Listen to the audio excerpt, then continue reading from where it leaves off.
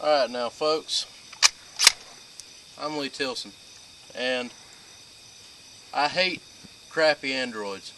One thing about them is the USB port will tend to mess up on them.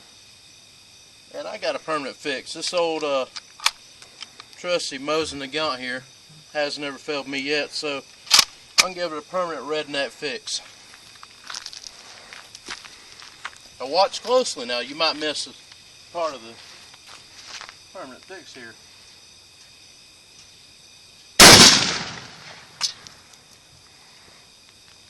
That, folks, is how you fix it. And I'm going to take the final kill on this one. There's not much final kill to do.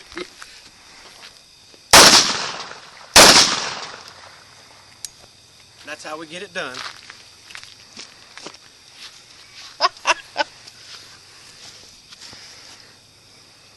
I missed a charging port, damn it.